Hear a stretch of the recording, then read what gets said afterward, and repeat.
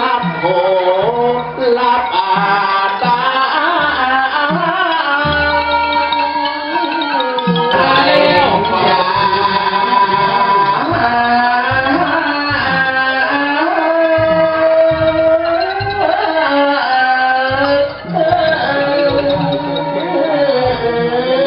รถถอยยอยักษ์8641กทมนะครับ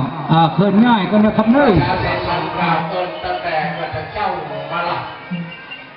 ส่วนตอนนี้นั่นกระผมอาจารย์วีรพันธ์เลิศนามนั้นยกหลักความในฐานะเป็นลูกศิษย์ส่วนตัวเป็นลูกศิษย์หาในสมัยต่อมาก็จะอยู่กับพระเอกที่มาต่อพระที่หลวงพ่อแล้วก็ผู้ดูหลวงพ่อที่ประดิษฐ์หลวงปู่ที่ทำจุดสาโลมหาเถรเจ้าอันนี้แหละพระธรรมสาธุชนหลายก็เดียวหลังจากที่ซบหลวงปู่เรียบร้อยแล้วเปลี่ยนการหาดูนักแสดงประธานประกอบทุกหลายอย่างรักทุกแรงแต่เจ้าหน้าที่เขาล้างหน้าอย่างไรครับงานจะหาจะแพ้ด้วยถ้าเอาเรื่องเราที่ทำเราดึงเราใช้โม่มันเป็นแบบเป็นอะไรเลยนะเจ็บแบบสิ้นสุดเนี่ย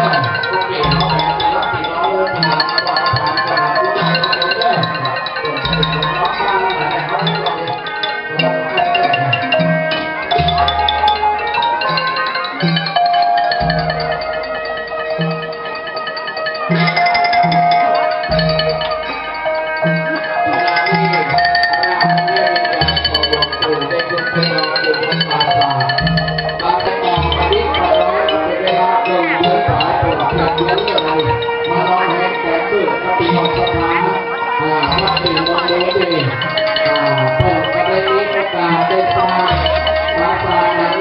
เราอยู่บนหลังนะครับรถตัวนี้เพราะว่ารถพระบดีพระบดีนั่นเป็นพระบดีมาจากพระว่าฮัทเป็นฮัทผีแต่บอกย่าลิงพระลิงแต่บอกเฮ้ยวันยังไม่หันตาละปัสสะดุสาดุอานุโมทามิวันทามิพันเตสัพพังปาราทังกามสามิพันเตมยากตังปุญญังสามินาอนุโมทิตวังสามินาตังปุญญังไมหังตาตวังสาธุสาธุอนุโมทามิวันทามิพันเตสัพพังปาราทังมาคาเมพันเตมยากตังปุญญังสา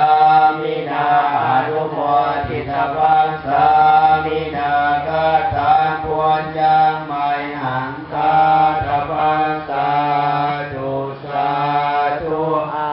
นุโมทาขอบคุณฝังนะครับเป็นเวลาที่จุ่มเนื้อบรรจัยและใครจะเอาเหรียญหลวงพ่อก็เอาตอนนี้เนื้อเพราะวันนี้เป็นวันอังคารนะครับ